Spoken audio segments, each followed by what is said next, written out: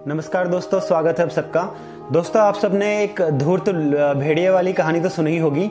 आपको बता दूं इसमें क्या होता है। एक धूर्त भेड़िया होता है तो वो क्या करता है, जंगल में सभी जानवरों का, छोटे मोटे जानवरों का शिकार करता है। और फिर जब उसको लगता है कि अब शिकार कम हो गया है, अब मैं थोड़ा एज हो चली है, अब मैं नहीं पकड़ पा रहा हूँ, तो वो साधु बाबा बनने का ढोंग करता है कि मैं सन्यासी हो गया हूँ, अब मैं मांसाहार मैंने छोड़ दिया है, नॉन वेज में नहीं खाता हूँ, अब मैं वेजिटेरियन हो गया हूँ। तो छोटे मोटे जो जानवर हैं वो सब मेरे पास आए, अपने अपना इश्यू बताएं, मैंने अब दूसरों का भला करना शुरू कर दिया है, मैंने परोपकार करना शुरू कर दिया है। तो इस तरह की बातें वो जंगल में फैला देता है। उसकी बातों में आके कुछ छोटे मोटे जानवर उसके पास आते भी हैं अपने झगड़े वगैरह लेके। तो इसकी पॉलिसी थी, ये क्या करता था, छोटे मोटे जानवर अपना झगड़ा लेके आते थे तो उनसे बोलता था कि भैया अब मेरी एज हो चली है, मुझे दिखाई नहीं देता, थोड़ा करीब आ जाओ, और तुम लोग क्या बातें कर रहे हो, मुझे सुनाई नहीं दे रहा, थोड़ा पास आके बताओ। तो ऐसे करके जब वो छोटे मोटे जानवरों का विश्वास जीत लेता था और वो उसके काफी करीब आ जाते थे तो वो उन पे झपट जाता था और उनको खा लेता था। तो दोस्तों, कुछ जानवरों के साथ ऐसा हुआ और उसके बाद फिर सारे जंगल में पता चल गया कि ये धूर्त लोमड़ी है और ये धूर्त भेड़िया है और ये इस तरह लोगों को बेवकूफ बना रहा है और शिकार कर रहा है।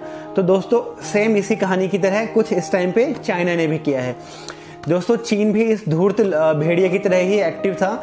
ये अपने आसपास के छोटी मोटी कंट्रियों में जहाँ पे इसको लगता था कि ये लोग नीडी हैं, वहाँ पे बेवजह कर्जा लेके पहुंच जाता था कि ये लो पैसे हम दे रहे हैं आपको, मदद करने के नाम पे पहुंचता था और ढेर सारा कर्जा दे देता था।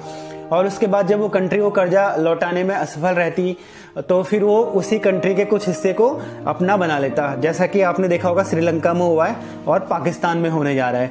दोस्तों, श्रीलंका में भी इन्होंने अनायास ही ढेर सारा पैसा दे दिया और एक पोर्ट, ऐसी जगह पोर्ट बनाने को दे गया जहाँ पे वर्ल्ड बैंक है उसने मना कर दिया था श्रीलंका को कि नहीं, आप यहाँ पे मत बनाओ, ये जो प्रोजेक्ट है आपका ये आपको घाटे में ले जाएगा, यहाँ पे सक्सेसफुल नहीं रहेगा। पर चाइना ने वहां पे पैसे दिए क्योंकि चाइना को पता था कि ये लोग इसका यूज नहीं करेंगे तो हम इसका यूज करेंगे। तो चाइना ने श्रीलंका को ढेर सारा पैसा दिया, इतना पैसा दिया कि वो उसको वापस नहीं कर पा रहे थे और उसको वापस करने के लिए फिर दोबारा पैसा दिया। तो दोस्तों, ऐसे करके वो जो पोर्ट है वो पूरा पोर्ट चाइना ने हथिया लिया है और अब भी श्रीलंका को चाइना के ढेर सारे पैसे वापस करने हैं। तो दोस्तों, इसी तरह इसने पाकिस्तान में भी किया है।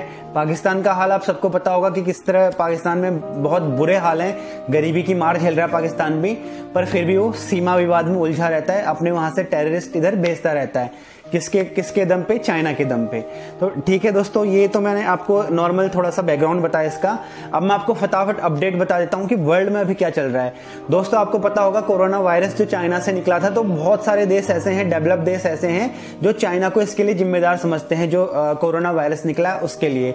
और कहीं नहीं कहीं हद तक, किसी न किसी हद तक चाइना जिम्मेदार है इसके लिए। इसका रीजन ये है दोस्तों कि चाइना ने कोरोना वायरस की जो न्यूज थी उसको छुपा दिया था, उसको टाइम पे बताया नहीं था।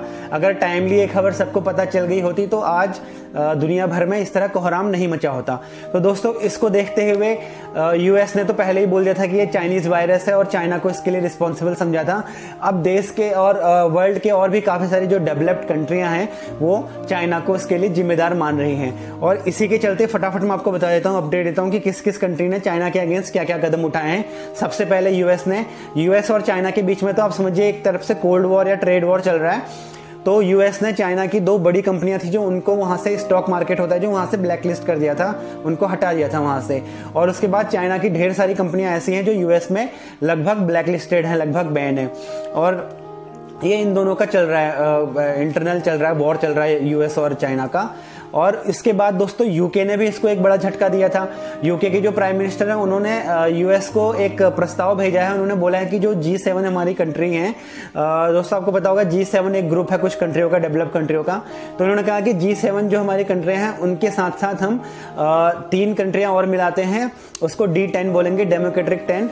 और इसका हमारा एम क्या होगा, जो जैसे अभी आप डाटा यूज करते हो 4G, तो अब 5G लॉन्च होने वाला है। तो 5G लॉन्च होने के लिए इनका मकसद है कि जो चाइनीज कंपनी है, एक चाइनीज कंपनी है हुआई करके, तो उसको कॉन्ट्रैक्ट ना जाए और हम किसी दूसरी कंपनी को इसका कॉन्ट्रैक्ट दे, लाइक नोकिया या जो भी दूसरी कंपनियां हैं उनको। उसी के चलते D10 का एक निर्माण करने का सोचा है इन्होंने, डेमोक्रेटिक 10। और तो ये चाइना के अगेंस्ट एक यूके का स्टेप है। और यूएस का जो ट्रम्प है उन्होंने बोला कि जो G7 हमारी कंट्रियां उसी को हम G10 कर लेते हैं। वैसे तो उन्होंने G11 के लिए बोला है, पर जो और कंट्रियां हैं आपका फ्रांस, इटली, जर्मनी, ये लोग रसिया की उसमें एंट्री से थोड़ा खफा हैं, तो ये मना कर रहे हैं उसके लिए। तो हो सकता है कि ये G10 बन जाए, जो G7 कंट्रियों का ग्रुप था वो अब G10 बन जाए, जिसमें इंडिया भी शामिल हो। तो ये कुछ ऐसे स्टेप हैं जो बताते हैं कि चाइना का विरोध हो रहा है हर जगह। ऑस्ट्रेलिया ने चाइना का विरोध किया, ऑस्ट्रेलिया और चाइना के बीच में ट्रेड वॉर चल रही है। और आपको पता होगा जो चाइना की निकटतम जो कंट्रियां हैं, लाइक हांगकांग था, हांगकांग पे चाइना का कब्जा है, चाइना ने कब्जा कर लिया, और वहां पे जो भी विरोध करता है इसका, उसके खिलाफ चाइना काफी स्ट्रिक्ट है। तो दोस्तों ये तो हो गई, ये दो बात हो गई कि वर्ल्ड सारा जागरूक है, चाइना के अगेंस्ट कार्रवाई कर रहा है। अब इंडिया कहाँ पे है दोस्तों? आपको बताऊं कि सबसे ज्यादा जो चाइना की पॉलिसी है, सबसे गंदी, वो इंडिया के खिलाफ भी है। इंडिया के ऊपर इनकी नजर है। इनका चाइना का हमेशा से रहा है कि अपनी सीमाओं का विस्तार करे, सीमाओं को बढ़ाए। तो इसलिए इनकी जो भी एक्टिविटी होती है वो एंटी इंडिया होती है, इंडिया के अगेंस्ट होती है। चाहे आप हिंद महासागर में देख लीजिए, ये हिंद महासागर में घुसपैठ करते हैं। इन्होंने श्रीलंका का वो पोर्ट जो इंडिया की तरफ को, तो श्रीलंका पे इन्होंने कब्जा कर लिया, समझिए। श्रीलंका से ये इंडिया को थ्रेट कर रहे हैं। और वहां पे पाकिस्तान है, इस तरफ नेपाल को भी ये लोग बरगला रहे हैं। और बॉर्डर पे आप देख ही रहे हैं, लद्दाख बॉर्डर पे और जो तिब्बत से रिलेटेड जो बॉर्डर है हमारे सिक्किम तिब्बत पे, वहां पे भी ये प्रॉब्लम क्रिएट कर रहे हैं। अपने सैनिकों को ले आते हैं और वहां पे एक गर्मा गर्म माहौल तैयार कर देते हैं, जिसमें दोनों की झड़प हो जाए या फिर फाइट स्टार्ट हो जाए। तो दोस्तों इस कदर का इन्होंने एक माहौल सा बना दिया है इंडिया के अगेंस्ट। तो इसलिए जो हम इंडियन है, हमारी जिम्मेदारी होती है कि सब कुछ सेना पे ना छोड़ा जाए, कुछ हम भी करें। दोस्तों चाइना की इकोनॉमी स्ट्रांग है, तो हमें क्या चाहिए कि हम उसकी इकोनॉमी को कम कर दें। स्ट्रांग है तो हम उसे कम कर दें। और वो कैसे करें? अब दोस्तों कुछ लोग बोलते हैं कि गवर्नमेंट को करना चाहिए, सारे जो वहां से प्रोडक्ट आ रहे हैं उन पे बैन लगा देना चाहिए, ताकि जो सामान आएगा ही नहीं तो हम लोग खरीदेंगे कहां से। तो दोस्तों मैं आपको बता दूं कि गवर्नमेंट एकदम से ऐसे बैन नहीं लगा सकती है। जिस तरह वर्ल्ड के और जो डेवलप कंट्रियां हैं वो एकदम से चाइना के अगेंस्ट नहीं आ रही हैं, वो धीरे धीरे किसी किसी कंपनी पे बैन लगा रही हैं। और इंडिया भी ऐसे एकदम से नहीं कर सकता है, ट्रेड वॉर नहीं कर सकता है। क्यों?